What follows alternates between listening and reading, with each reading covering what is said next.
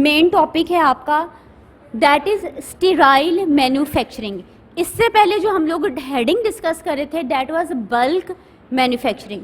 Now the heading is sterile manufacturing, यानी कि हम लोग मैन्युफैक्चरिंग करने जा रहे हैं, किस किस्म के इन्वायरमेंट में करने जा रहे हैं, दैट इज स्टीराइल इन्वायरमेंट है आपके पास। अब देखो आपके ऑथर ने इधर लिखा है कि जिस स्टीराइल मैन्युफैक्चरिंग में भी हम लोग उन्हीं चीज़ों का ख्याल करते हैं जो कि आप बल्क मैन्युफैक्चरिंग में कर रहे हैं। वहाँ हमने कहा जी you have the controlled environment, लेकिन यहाँ ऑथर आपका कह रहे हैं, हम लोग कंट्रोल और स्टीराइल पहले डिस्कस कर चुके हैं, यहाँ आपका ऑथर कह रहे हैं देयर इज मोर, देखो रेड में मैंने लिखा है there is more stringent specification, यानी कि there are more strict specification regarding what, regarding sterility, कि आपका जो पूरा एनवायरनमेंट है that is sterile and there is a पायरोजेनिसिटी।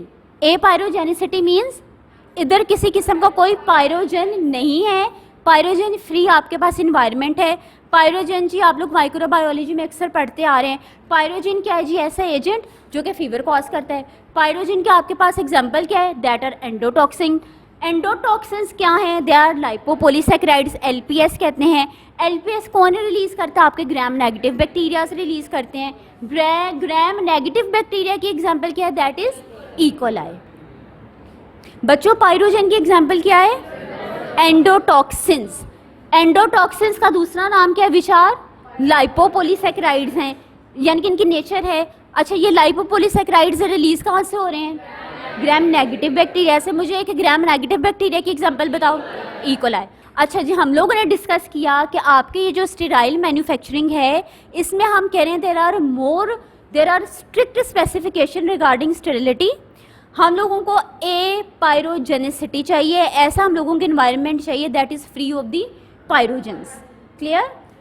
सो अब इसके कंपोनेंट्स क्या हैं स्टीराइल मैन्युफैक्चरिंग के, जो दो हेडिंग्स बेसिकली ऑथर आपका कहना चाह रहे हैं हम लोगों ने इधर डिस्कस किए हैं।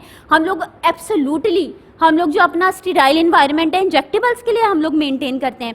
अब इसी चीज़ को मद्देनज़र रखते हुए आपके ऑथर ने इधर कह दिया कि components of the sterile manufacturing program कौन कौन से। फर्स्ट वन इज़ दी, अब वर्ड्स पे गौर करना, इंट्रावीनस एडिटिव प्रोग्राम, दूसरा है इंट्रावीनस एडिटिव सर्विस।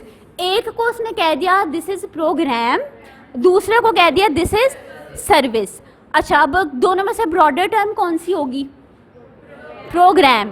अच्छा जी प्रोग्राम कोई ब्रॉडर टर्म है और सर्विस उसकी कोई सब डिवीजन है, ये चीज़ इसमें याद रखना। अब फर्स्ट हेडिंग के ऊपर आ जाओ, that is intravenous additive program. अब इसमें आपका ऑथर क्या कह रहा है कि इंट्रावीनस एडिटिव प्रोग्राम एक आपके पास ब्रॉडर टर्म है, इसमें हम लोग पॉलिसीज़ बनाते हैं, ठीक है। इसमें खाली हम लोग क्या करें जी, पॉलिसीज़ बनाते हैं किसके रिगार्डिंग, रिगार्डिंग बोथ, दोनों टर्म्स आ रही हैं। First one is preparation and the second one is administration. किस चीज़ की एडमिनिस्ट्रेशन जी, आपकी आईवी फ्लूइड्स की या किसी की भी किस्म की ड्रग्स जो आपने उन फ्लूइड्स के अंदर डाल के देनी है, ठीक है। सो जी इसके अंदर ये कौन सी, that is dealing with the policies and policies are regarding the preparation and administration. अब जी दूसरी हेडिंग के ऊपर आओ जी, हम लोगों के पास पॉलिसीज बन गई ना। दूसरी हेडिंग आपके पास आ गई इंट्रावीनस एडिटिव सर्विस। इधर हमने कोई सर्विस प्रोवाइड करनी है, हमने अपनी ड्रग को क्या करना होगा, इधर उसको डिस्पेंस करना होगा, पेशेंट को देना होगा। अब इसमें ये आपका ऑथर कह रहा है कि this additive service on the other hand is actually the part of IV additive program, यानी कि आईवी एडिटिव प्रोग्राम आपके पास एक ब्रॉडर टर्म थी जिसके अंदर यहाँ से हमें पता चला सबसे पहली बात तो हम पॉलिसीज़ बना रहे थे, फिर जी उसी के अंदर था कि हमने सर्विस भी प्रोवाइड करनी है, और सर्विस अब इटसेल्फ हमने कहा this is a sub division of that programme, ठीक है। अब जी इंट्रावीनस एडिटिव सर्विसेज आपके ऑथर ने कह दिया, हम डिफाइन करने जा रहे हैं, this is actually the part of the IV additive program that refers only to preparation of the product. अच्छा खाली अब प्रेपरेशन, ये आपने जो प्रेपरेशन बनाई है पेशेंट को भी तो देनी है ना, तो जो उसने आगे से इसको एक्सप्लेन कर दिया आपके ऑथर ने, प्रेपरेशन ऑफ फाइनल प्रोडक्ट। इसके अंदर कौन कौन सी सर्विसेज आ रही हैं, first one is preparation, the second one is choice of additive, जो आप इसके अंदर एडिटिव डालने जा रहे हैं, किस टेक्निक से किस सीक्वेंस से डाल रहे हैं, ये चीज़ आ जाएगी। अब ज़्यादा टेक्निक सीक्वेंस हम यूज़ कर रहे हैं, किस लिए यूज़ करें कि किसी किस्म का कोई ड्रग इंटरेक्शन ना आए। The second one is appropriate, आपने उसकी लेबलिंग की। लेबलिंग करने के बाद जी हमने कहा सर्विस है, आपने इस सर्विस को प्रोवाइड कर दिया, इसको पेशेंट अवेल करेगा जी, आपने उसकी डिस्पेंसिंग कर दी। अगर डिस्पेंसिंग नहीं करे, इवन देन स्टोरेज भी, that is in the IV additive service. अब मुझे बताओ IV एडिटिव प्रोग्राम के फीचर्स कौन कौन से हैं। फर्स्ट वन इज़ वहाँ प्रोग्राम के फर्स्ट वन, सबसे पहले पॉलिसी बनती है। First one is policy making. Policy making is regarding preparation and administration, okay. And the second one, intravenous additive service के कंपोनेंट्स फीचर्स क्या हैं। First one is preparation, second additive, choice of additives, sequence of additive adding, okay. Third one is labelling, fourth is dispensing, अगर आप dispensing नहीं कर रहे तो fifth one is storage, ठीक है, ओके जी। अब जी नेक्स्ट हेडिंग में आपको ऑथर ने लिखा है कि जैसे जी हम लोगों के पास सारे इंट्रावीनस एक ऐसी चीज़ है जो आप घर पे नहीं ले सकते, ठीक है, आपको सर्विसेज रिक्वायर्ड हैं, प्रोफेशनल सर्विसेज रिक्वायर्ड हैं।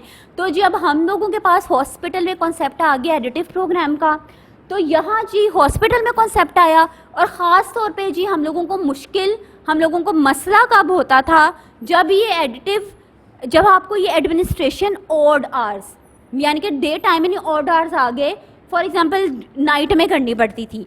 तो वहाँ से जी हम लोगों ने कहा इतनी बड़ी हम लोग सेंट्रल फार्मेसी को ओपन करने की बजाय हम लोगों के पास एक कॉन्सेप्ट आ गया सैटेलाइट फार्मेसी का, ठीक है।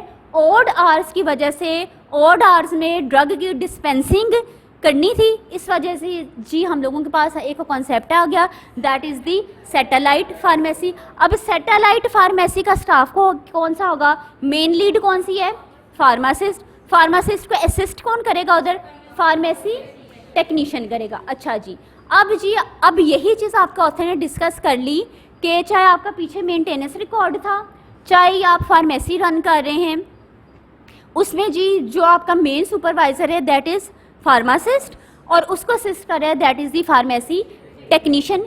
किस लिए ये सारा फार्मासिस्ट की आपको ज़रूरत पड़ी, because of the safe preparation, safe administration, safe dispensing of the drug, ताकि आप एसेप्टिक इन्वायरमेंट में आप अपनी ड्रग की प्रेपरेशन कर सकें। बिकॉज आप फार्मासिस्ट हैं, आप लोग माइक्रोबायोलॉजी पढ़ते हैं, आप लोग एसेप्टिक टेक्निक्स पढ़ते हैं, आपको पता है कि जी आपने लेमिनार फ्लो हुड कैसे इस्तेमाल करनी है, ठीक है। सो इतना सा इसके अंदर कंक्लूजन लिखा था। बच्चों मैंने इधर एक वर्ड यूज़ किया है फार्मेसी टेक्नीशियन, आप फार्मासिस्ट बनने जा रहे हैं, ठीक है, आप फार्मासिस्ट बनने जा रहे हैं। आपकी कैटेगरी कौन सी होगी, यू हैव कैटेगरी A।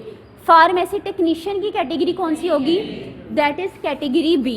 आपका कोर्स ड्यूरेशन कितना है, 5 years, उनका कोर्स ड्यूरेशन कितना है, 2 years, ठीक है। अब आपकी कैटेगरी A है, अब हम लोगों के पास जी आपको कैटेगरी इशू कौन करता है, फार्मेसी काउंसिल। कौन सी pharmacy council, provincial pharmacy council आपको इशू करती है, ठीक है। ये चीज़ आप लोगों ने आगे फोरेंसिक पढ़नी है तो उसके अंदर याद रखना। अब फार्मेसी काउंसिल की इस्टेब्लिशमेंट किसने की थी, फार्मेसी काउंसिल की इस्टेब्लिशमेंट के लिए आपके पास एक एक्ट था, दैट वाज फार्मेसी एक्ट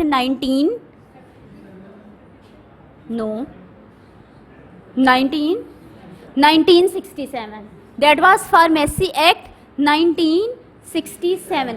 आपके पास फार्मेसी एक्ट आया, pharmacy act was about the establishment of the pharmacy council. फार्मेसी काउंसिल आई जी आप लोगों की 2005 में फार्म डी आई, आपका 5 साल का कोर्स आया, आपका पूरा कोर्स रिवाइज हुआ। फार्मेसी काउंसिल जी ऐसी काउंसिल है जो कि आपको कैटेगरी इशू करती है, ठीक है, जो अभी आपका लिंक है। इससे पहले हम लोगों के पास 2005 से पहले क्या थी, बी फार्मेसी थी, ठीक है।